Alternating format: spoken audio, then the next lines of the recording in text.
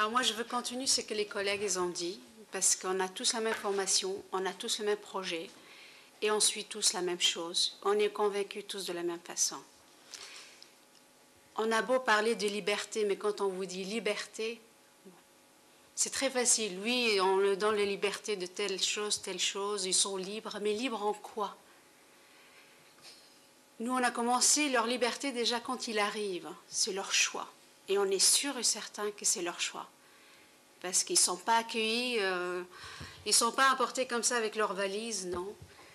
Il y a l'accueil temporaire, il y a des jours d'adaptation, il y a la direction, Madame Blondy, Madame Pio, ainsi que le médecin, nous informent que voilà, il y a des chances que Madame telle va venir tel temps, voir si elle s'adapte ou pas. Et là, on a d'autres exemples à l'institution et on a une personne qui est en adaptation, Madame Pio 202.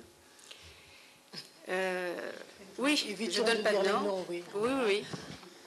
Mais la liberté, ce qu'on donne, nous, c'est liberté de choix, de nourriture, de toilette, de petit déjeuner.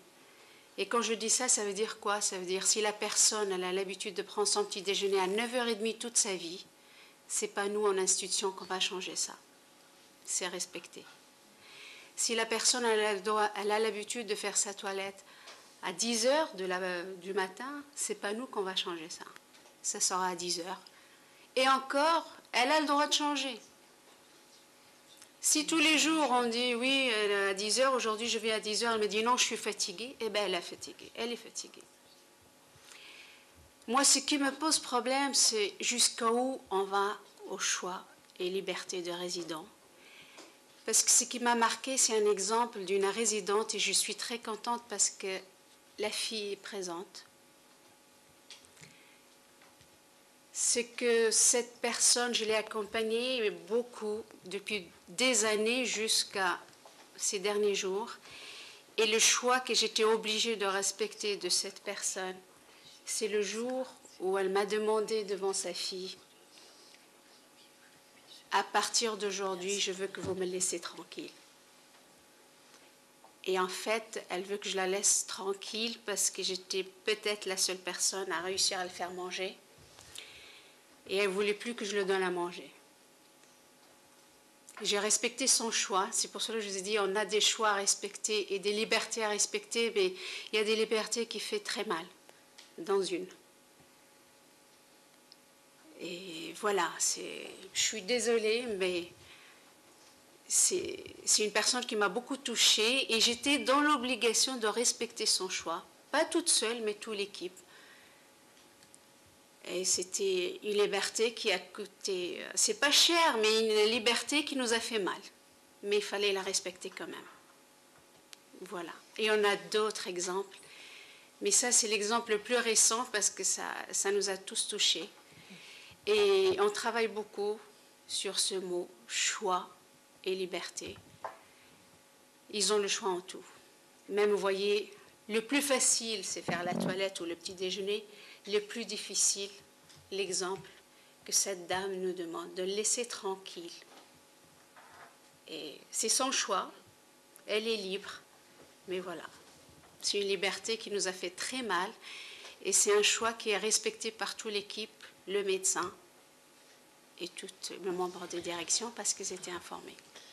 Elle a profité, je sais que Radio, elle faisait des bains de pieds, parce qu'elle aimait les bains de pieds, puis c'est pas tellement usagé chez nous. L'accueil du jour, ils en font, mais en relaxation, mais dans les maisons de retraite, pas trop. Je sais que régulièrement, je crois une fois par semaine, elle avait son bain de pied, parce qu'elle aimait bien les bains de pied, et que c'est une dame qui souhaitait rester dans sa chambre, qui n'aimait pas trop la promiscuité, qui avait une certaine solitude en elle, mais voulue, c'est-à-dire elle se nourrissait de ses lectures, de ses occupations personnelles, donc on a respecté tout ça, mais on allait la voir, on rentrait dans sa chambre, on la visitait, et elle est partie très tranquillement, comme elle l'a voulu.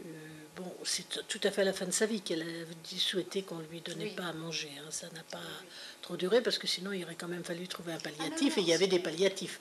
Là, c'est du domaine du médecin. J'aimerais beaucoup insister pour bien faire mesurer que ça n'est pas un renoncement. ça n'est pas renoncer aux soins, ça n'est pas renoncer à prendre soin, ça n'est pas renoncer à continuer à regarder la personne comme mon semblable, c'est renoncer à la toute-puissance. Et ça n'est pas du tout la même chose.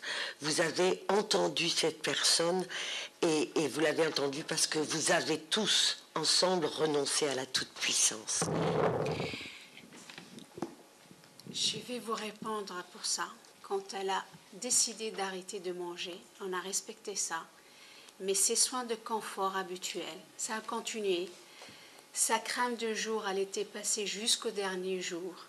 Son maquillage, sa poudre, son parfum, sa façon de se coiffer, sa façon de s'installer. Et je ne vous dis pas n'importe quoi parce que sa fille, elle peut témoigner. On était jusqu'au bout. On a gardé ce qu'on peut garder. Même si elle a refusé quelque chose, on a autre chose à donner. Et on l'a donné tout ce qu'elle a fait, toute sa vie, tout ce qu'elle a l'habitude de faire. Vous savez, une personne dans cet état-là, c'est très difficile de brosser ses dents. Et j'ai été jusqu'au bout à brosser ses dents. Et quand j'ouvre, dans sa difficulté, quand je lui dis « je vais vous brosser les dents », elle tient que ses dents soient brossées. Et elle m'ouvre la bouche et je brosse ses dents. Donc pour vous dire, c'est juste rebondir ce que vous dites, on n'a pas lâché le reste. On a respecté ce choix qu'elle a fait. C'est peut-être un choix bien pour elle. Allez voir. Parce qu'on croit toujours faire du bien à la place de l'autre, mais c'est jamais ça. Si son dernier acte de vivant, c'est précisément ce choix-là, moi je pense que c'est un choix qui dépasse le fait de dire je ne veux pas être alimenté ou je ne veux pas être hydraté. C'est une valeur, une signification, et que vous la respectiez dans ce choix, quel que soit le coût humain qu'on comprend pour vous, enfin je veux dire, parce que ça peut être aussi considéré comme une forme de négligence ou d'abandon. Moi je pense que c'est véritablement la confirmer dans sa dignité d'être jusqu'au terme, au moment où on en a le plus besoin. Et je dirais que ce qui me semble arbitraire et tout à fait contestable, c'est d'abord ceux qui se refusent à voir la réflexion que vous avez développée, puisque c'est pour vous quelque chose qui n'a pas été évident, vous êtes concerté, ça a été une décision qui a été l'objet d'une véritable forme de discernement ensemble. Vous dites, est-ce qu'on est encore dans le bon soin si on accède à cette demande?